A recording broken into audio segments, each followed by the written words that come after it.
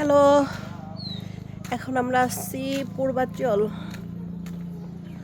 পূর্বাচলে হাঁটতে আসছি।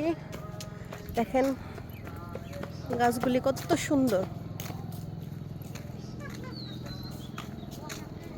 ওই যে আমার দুই মেয়ে, এই যে এখানে আমার ছেলেও আছে।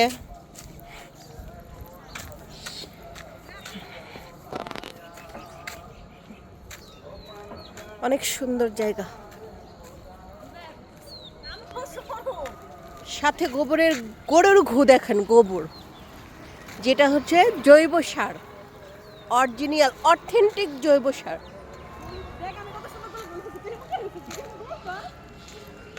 অনেক সুন্দর একটা গাছ, 3 রাস্তার মোড়।